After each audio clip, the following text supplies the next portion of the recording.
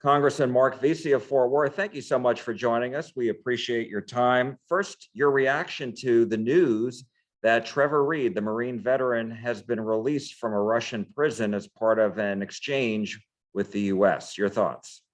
I'm obviously, very happy that the Biden administration has secured his release. My understanding is that Mr. Reed was not doing well physically, that his health was starting to decline somewhat. And I'm certain that he, as well as his family, are happy that he's back in U.S. custody and will be at home with his family and free. The charges were always trumped up, and I really do hope that this will also, open up an opportunity for the U.S. to free the release of the Baylor, basketball player that is being held as well. That's just, again, just completely unjust. It happens all the time over there, and even before everything that was going on. Of course, Mr. Reed was, his charges were something that happened before the current situation is now, but there have always been dirty tricks that have been played in Russia as it relates to people traveling over there and diplomats.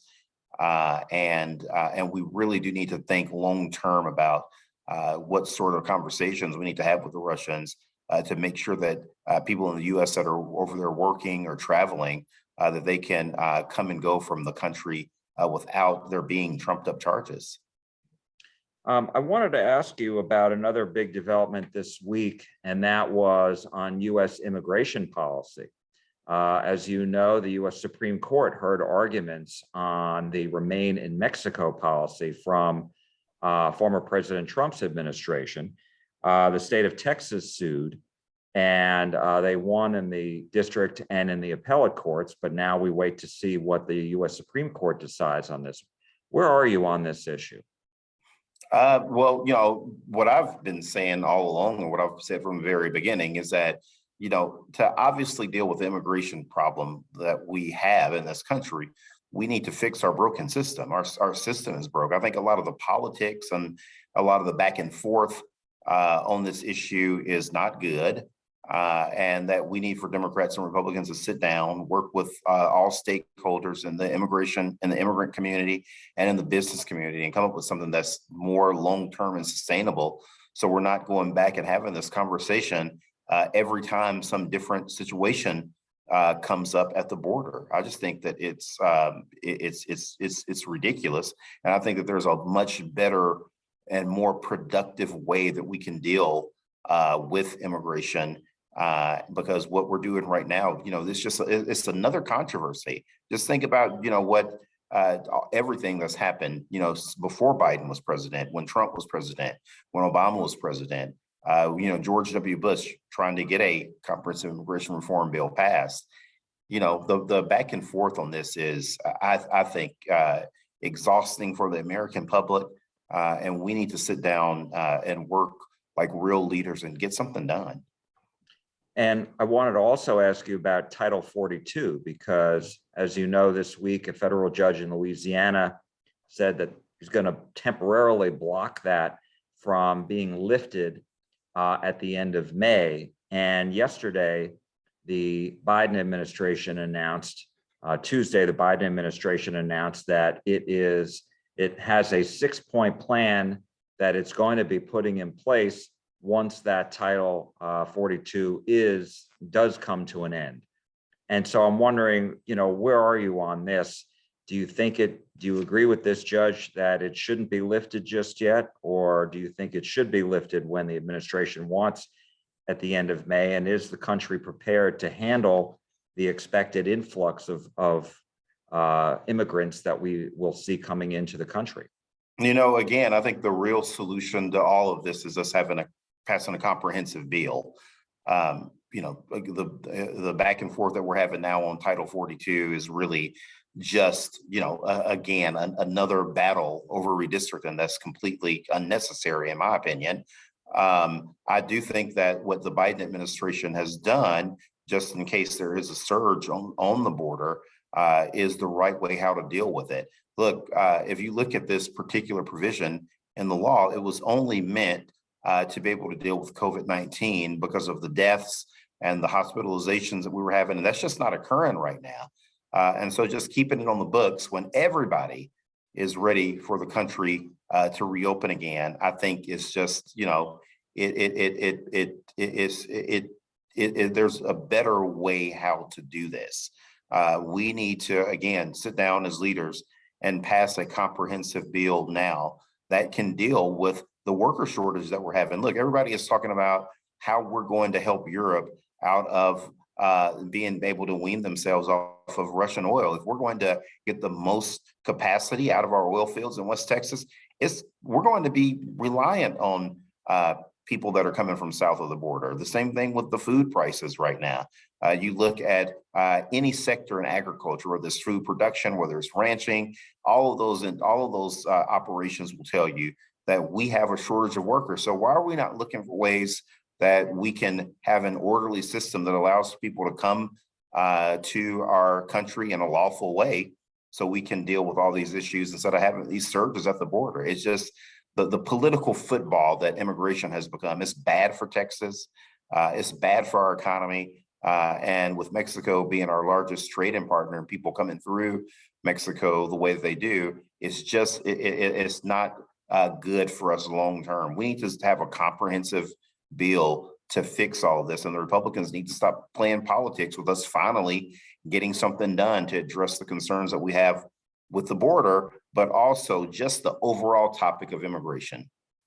So, I mean, as you mentioned before, you mentioned President Biden, President Trump, President Obama, President Bush. This has been discussed for all those administrations.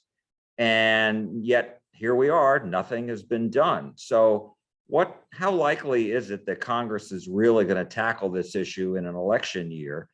And what is it going to take for that to happen? I think that, we need to, as Democrats, we need to continue to highlight the fact that we need to get something passed.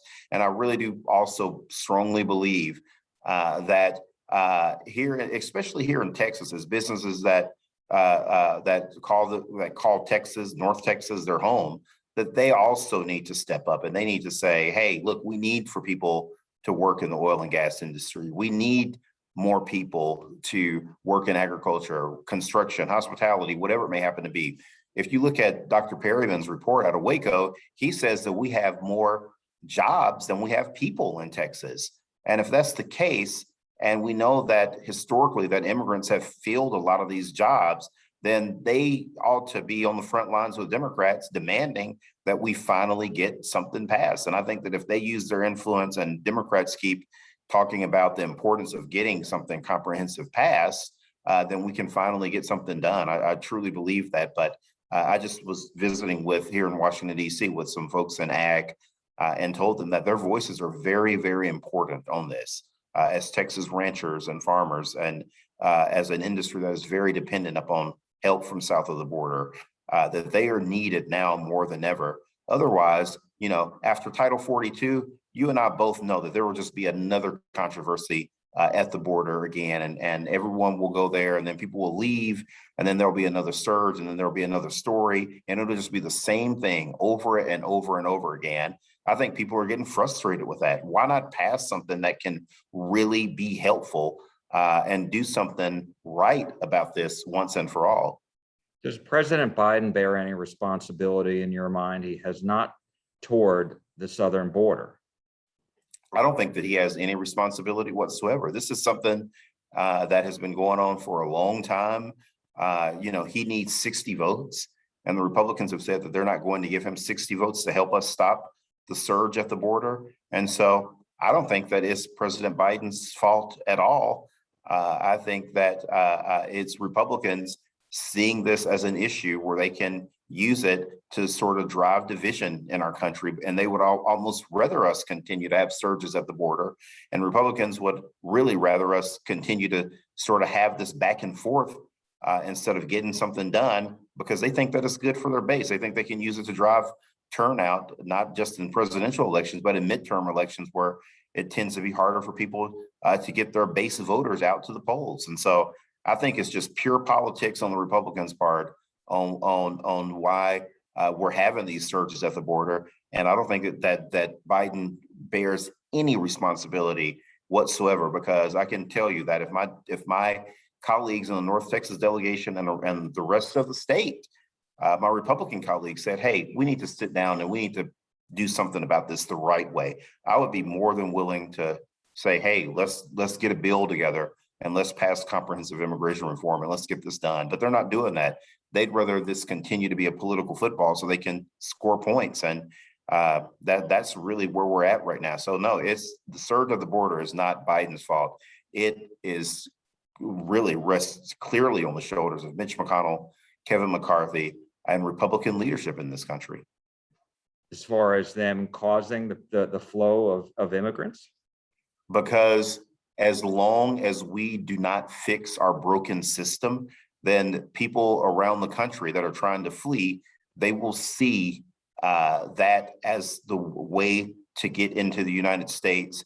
And some of them aren't even staying in the United States. Some are going to Canada to fill a lot of the same jobs that I just talked about. But they will continue to see that as the way that you do it, and not going through an orderly, process, which is what we need. We need to fix our broken system. I wanted to ask you about inflation. 8.5%. Consumer prices have spiked in the last several months. I guess that was in March, fastest pace in 40 years. How serious a problem is this, and what should the United States be doing about it? I think it's a serious problem, and I just mentioned immigration.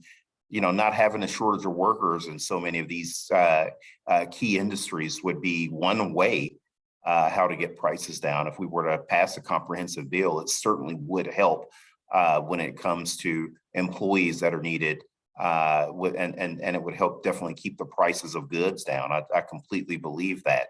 I think some of the other factors that we're starting to see them, sort of come into line now, and that is, now that the country seems to be opening back up again, there's no cure for COVID. But of course, people are going out to eat without masks. People are having events here in Washington, D.C. Every place that you go now, no masks. People are getting on planes with no masks. Now hospitalization rates don't seem to be going up. Deaths don't seem to be going up. So now things are getting back to normal. And so as things get back to normal, we will certainly see there be some more stability in prices long term. But it's not something that just happens overnight either. It's obviously something that is going to be a long-term issue to look at. And quite frankly, with everything that's happening right now in Europe as it relates to oil and gas prices, with the amount of oil and the output from Russia, Ukraine being responsible for so much of the world's harvest, particularly in the area of grain and wheat.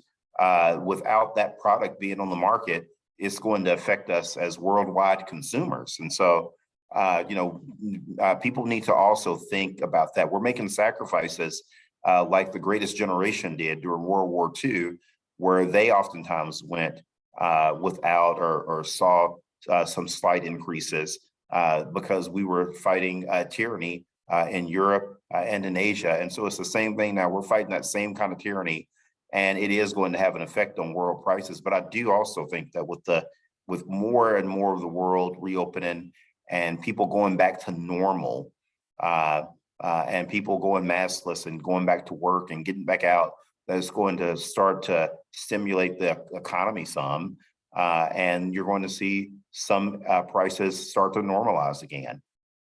And my last question to you is, you touched on a little bit, Russia's war on Ukraine.